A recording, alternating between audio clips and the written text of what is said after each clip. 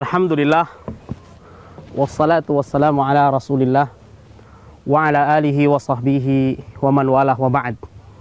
Pemirsa, dimanapun Anda berada yang dirahmati Allah subhanahu wa ta'ala, dalam kehidupan kita sering kita menyangka bahwa hidup ini adalah faktor ketidaksengajaan. Akan tetapi hakikatnya adalah berkaitan dengan kekuasaan dan takdir Allah subhanahu wa ta'ala yang patut kita syukuri dan kita rasakan. Kita tinggal di negeri yang sangat megah. Kita tinggal di negeri yang sangat indah, di mana keluarga kita, masyarakat kita, lingkungan kita aglabnya adalah kaum muslimin, dan kita kebanyakannya lahir di tengah-tengah kaum muslimin. Akan tetapi ma'asyiral muslimin yang dimuliakan Allah subhanahu wa ta'ala, tidak semua apa yang ada di antara kita adalah bisa mensyukuri atas karunia yang besar ini. Terlebih berkaitan dengan karunia yang sangat besar, yaitu an hadanal Islam an wahabanal Islam wa ja'alana muslimin. Pemirsa yang dirahmati Allah subhanahu wa ta'ala, mungkin kita bisa menyaksikan perahu yang sudah lusuh ini, atau mungkin kita lihat pepohonan alam di sekitar kita, itu mereka semuanya hadir di tengah-tengah kita, dan semuanya adalah berada dalam hal yang sangat baik asalnya. Akan tetapi dengan sebab tidak ada pengurusan yang begitu besar di dalam kehidupan mereka, maka bagaikan pepohonan yang asalnya hijau, mereka menjadi kering kerontang. Bagaikan perahu yang asalnya indah, maka menjadi hancur. Demikian pula iman yang ada di sekitar kita, dalam hati kita. Pemirsa yang dirahmati Allah subhanahu wa ta'ala, apa saja yang menghantarkan keimanan kita bisa terpupuk indah dan rapuh, terpupuk indah dan penuh dengan kesuburan, serta bisa bermanfaat bagi orang yang lain di dalam kehidupan kita. Di antaranya yang perlu kita pahami adalah, yang pertama, musahabatu ahlil khair wa su'aluhum, di mana kita bersama dengan orang-orang yang penuh dengan kebaikan dan kita bertanya kepada mereka tentang kebaikan tersebut. Sebagaimana Allah subhanahu wa ta'ala katakan, fas'alu ahla dzikri in kuntum la ta'lamun. Kemudian yang kedua yang mesti kita lakukan dalam memelihara keimanan ini adalah musahabatu ahlil khair fil muamalah.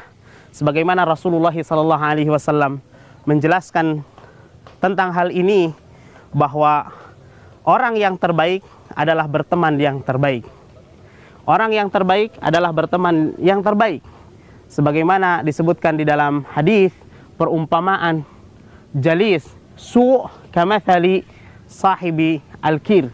Perumpamaan orang yang bersama dengan orang yang buruk seperti orang yang bersama dengan orang yang pemandai besi. Seandainya pun dia tidak mendapatkan panas besinya tersebut akan pembakaran, akan tetapi dia mendapatkan raihah, ciuman atau bau yang menyengat. Dan perumpamaan orang yang dia itu bersahabat dengan orang yang baik, maka bagaikan orang yang berteman dengan penjual minyak. Seandainya pun dia tidak mendapatkan minyak wanginya, akan tetapi aromanya tercium di tengah-tengah manusia. Ma'asyiral muslimin yang dimuliakan Allah subhanahu wa ta'ala. Kemudian yang ketiga, di antaranya yang menjadi perkara yang bisa merawat tentang keimanan kita adalah berkaitan dengan ad-du'a wal iltija ilallahi subhanahu wa ta'ala, di mana seseorang tidak mungkin berada dalam ketaatan kecuali atas petunjuk dari Allah subhanahu wa ta'ala. Oleh karena itu, kita dapatkan bahwa Rasulullah SAW mengajarkan kepada kita untuk senantiasa berdoa dengan kalimat ya muqallibal qulub, tsabbit qalbi ala dinik. Ma'asyiral muslimin, pemirsa, dimanapun Anda berada, mungkin itu yang bisa disampaikan pada kesempatan ini, mudah-mudahan bermanfaat bagi semuanya. Saya cukupkan. Sallallahu ala nabiyina Muhammadin wa ala alihi wa sahbihi wasallam. Wassalamualaikum warahmatullahi wabarakatuh. Yuk, dukung terus Radio Dakwah Kita FM agar tetap mengudara, menyiarkan dakwah sunnah ke seluruh penjuru Nusantara. Salurkan harta terbaik Anda untuk kebutuhan operasional Radio Kita FM. Berapapun harta yang Anda infakkan, kami siap menjemputnya. Dan sungguh, itu sangat berarti untuk keberlangsungan siaran dakwah Radio Kita FM. Ayo, sambut peluang terbaik ini untuk bekal kita di akhirat nanti. Format penjemputan infak dan donasi. Ketik nama Anda, alamat, kirimkan ke nomor 0852 10 943 943. 94,3 Kita FM, meniti ilmu, menata hati.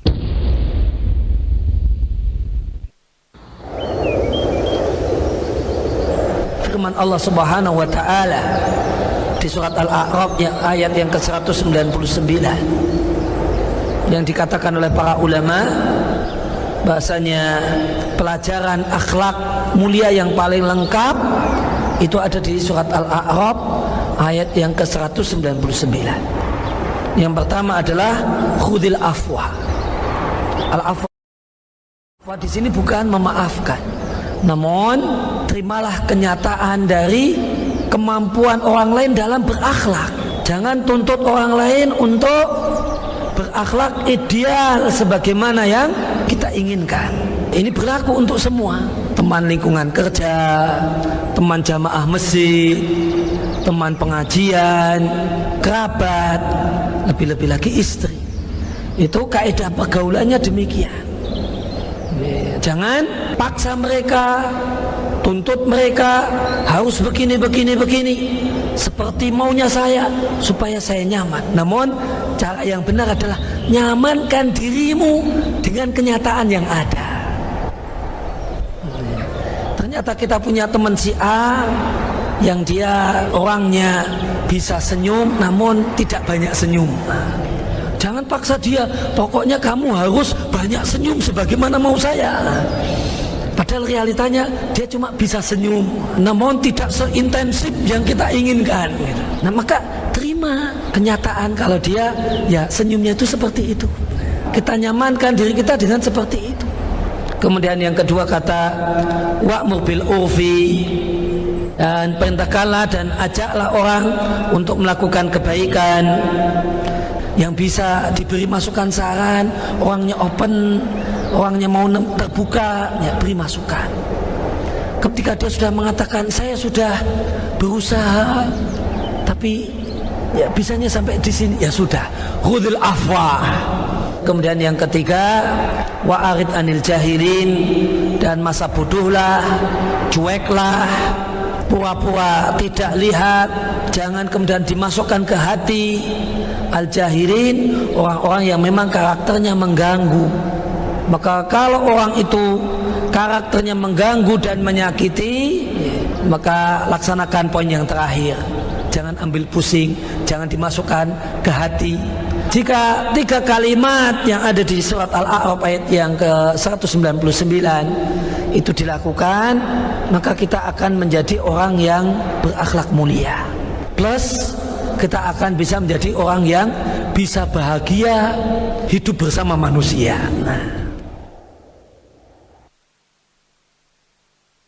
Assalamualaikum warahmatullahi wabarakatuh. Ikhwatul iman, ketika Anda sebagai seorang ayah atau sebagai seorang ibu, pasti Anda mendambakan agar putri Anda memiliki pasangan hidup yang ideal, yang mampu membawa bahtera rumah tangga putri Anda, bahtera yang damai, bahagia, melahirkan anak keturunan yang saleh dan salihah. Karena sebagai seorang yang beragama Islam, tentu kriteria pertama calon menantu Anda, atau barangkali juga bila Anda seorang gadis, pasangan Anda adalah sebagai seorang muslim, taat beragama, berakhlak mulia. Karena dahulu Rasulullah SAW menyatakan, idza atakum man tardawna dinahu wa khuluquhu fazawijuh. Kalau datang lelaki yang engkau ridha, engkau rela, engkau senang dengan agama dan akhlaknya, nikahkanlah dia. Namun sudah menjadi satu kepastian pula bahwa perbedaan agama adalah salah satu aspek utama yang dengannya, salah satu alasan utama dengannya Anda menolak lamaran seseorang. Tidak mungkin Anda menerima orang yang berbeda agama non-muslim menjadi pemimpin Anda. Dia pasti akan memimpin Anda, menggandeng tangan Anda menuju ke neraka. Sebagaimana Allah tegaskan dalam Al-Quran Al-Karim, ulaika yad'una ilan nar, mereka itu menyeru kalian ke dalam neraka. Wallahu yad'u ilal jannati wal maghfirati bi'idnih. Sedangkan Allah Subhanahu wa taala mengajak kalian agar masuk ke dalam maghfirah Allah Subhanahu wa taala, masuk ke dalam surga. Karena adalah salah satu prinsip dalam pernikahan.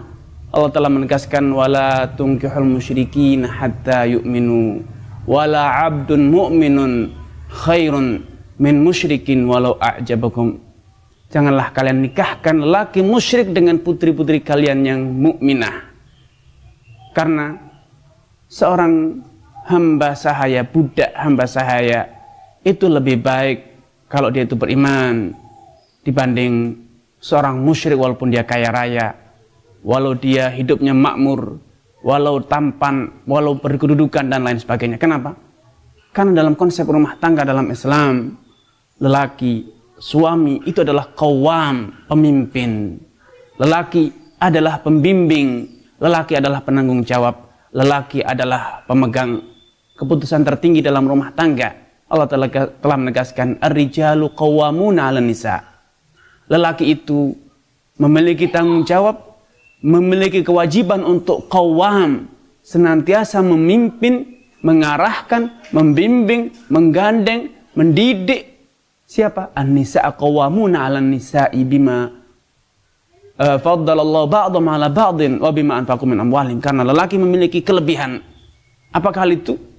Kelebihan fisik, kelebihan psikologis dan lain sebagainya, dan karena lelaki membelanjakan hartanya untuk menafkahi, memberikan mahar, menghidupi, membiayai, memberi pakaian dan lain sebagainya kepada kaum wanita. Bila ketentuan agama berlaku dalam hubungan rumah tangga, yang itu adalah satu komunitas kecil, satu tatanan kecil, satu komunitas masyarakat yang kecil, Anda harus mempertimbangkan iman. Pemimpin komunitas, pemimpin masyarakat terkecil dalam di masyarakat kita, yaitu rumah tangga, haruslah dipimpin oleh orang yang beriman dan bertakwa, agar perjalanan rumah tangga ini berakhir di pintu surga, bukan berakhir di pintu neraka. Bila ini berlaku dalam memilih kepala rumah tangga yang hanya memimpin 1, 2 orang, 3 orang, mungkin 10 orang, tentu dalam urusan kepemimpinan yang lebih luas, pemimpinan dalam satu desa misalnya, kecamatan, kota, kabupaten, provinsi, dan bahkan mungkin dalam skup yang lebih luas lagi, yaitu negara. Tentu aspek iman itu harus diperhatikan. Tidak sepatutnya seorang mukmin, seorang muslim hanya memikirkan sebagaimana ketika dia ingin menikahkan putrinya, memikirkan yang penting lelaki kaya, yang penting lelaki tampan, yang penting lelaki berkedudukan sosial tinggi, memiliki jabatan. Tidak. Tentu kita harus berpikir jernih. Apalah artinya sebuah harta, apalah artinya kedudukan, apalah artinya kemakmuran, kalau ternyata akan berakhir dengan hampanya hati kita dari iman, rusaknya generasi masa depan kita, sehingga mereka menodai dirinya dengan kesyirikan, kemunafikan, kekufuran. Apalah artinya kemakmuran kalau ternyata akan berujung di pintu neraka, derita yang berkepanjangan yang tidak pernah ada ujungnya. Sebagaimana Anda memilih pasangan hidup, calon pemimpin Anda di dalam rumah tangga adalah orang yang beriman, bertakwa, sepatutnya Anda pun memikirkan agar ketika Anda memilih pemimpin dalam skup yang lebih luas, dalam RT, dalam kelurahan, bahkan dalam skup yang sangat luas yaitu dalam negara, Anda memilih pemimpin yang muslim. Karena dalam konsep kepemimpinan, konsep pemimpin dalam Islam, pemimpin itu bertanggung jawab untuk menggandeng, untuk memimpin, membawa rakyatnya ke dalam jalan yang benar, ke pintu surga Allah Subhanahu wa taala. Karena simaklah bagaimana Allah Subhanahu wa taala menjelaskan tentang konsep ini dalam firman-Nya, ya ayyuhalladzina amanu qu anfusakum wa ahlikum nar. Orang yang beriman, lindungilah diri kalian dan keluarga kalian dari siksa neraka. Ini tanggung jawab yang harus dipikul oleh seorang pemimpin, baik pemimpin dalam skup yang kecil, yaitu rumah tangga, ataupun tentunya pemimpin yang lebih besar dalam skup yang lebih luas. Tentu aspek iman adalah unsur yang paling utama untuk Anda pertimbangkan. Masalah kemakmuran, dengan izin Allah Subhanahu wa taala, Allah akan berikan kalau kita benar-benar menegakkan nilai-nilai iman, nilai-nilai takwa. Allah Subhanahu wa taala telah menjanjikan, wa'adallahu alladziina amanu wa 'amilus shalihat. Allah telah berjanji kepada orang yang beriman dan beramal saleh akan dijadikan mereka itu sebagai penguasa, mereka itu sebagai pemimpin di muka bumi ini, negeri mereka akan makmur.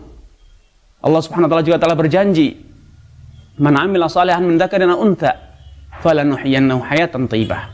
Barang siapa yang beramal saleh dari laki-laki atau wanita wa mukmin, sedangkan amal saleh itu dilandasi oleh iman yang tulus, iman yang benar, maka Allah akan berikan kehidupan yang makmur, sejahtera. Kemakmuran sejahtera itu pasti terwujud kalau Anda benar-benar beriman, masyarakat beriman, dan tentu iman serta amal saleh tidak akan dapat terwujud bila pemimpin Anda, kepala rumah tangga Anda, kepala daerah Anda, atau pemimpin yang menjadi panutan Anda, yang mengarahkan lajunya bahtera kehidupan Anda, masyarakat Anda, orang yang tidak beriman. Dia akan mengarahkan perjalanan hidup kita, perjalanan masyarakat kita ke jurang yang terlalu jauh, yaitu jurang neraka, na'udzubillah. Karena ikhwatul iman, jangan silau dengan gemerlap kekayaan sesaat, jangan silau dengan kemewahan sementara apa yang di depan mata. Ingat, di belakang ada neraka. Ingat, di belakang kita ada janji-janji Allah Subhanahu wa taala. Bila kita wujudkan, kita memenuhi perjanjian Allah, perjanjian dengan Allah Subhanahu wa taala, beriman dan beramal saleh, kemakmuran pasti akan terwujud.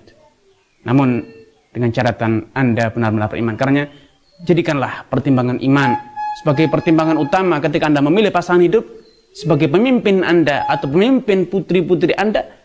Demikian juga jadikanlah iman sebagai pertimbangan utama ketika Anda memilih pemimpin yang akan membawa, menahkodai bahtera negara kita, bahtera kecamatan kita, RT kita, desa kita, kabupaten kita, provinsi kita, bahkan negara kita. Kita harus pertimbangkan iman sebagai solusi pertama atau pertimbangan utama yang harus ada pada seorang pemimpin. Ini harapan saya, dan ini adalah keyakinan kita bersama sebagai orang-orang yang beriman kepada Allah Azza wa Jalla. Assalamualaikum warahmatullahi wabarakatuh. Halo pendengar setia radio Kita FM Cirebon, saatnya kita bersatu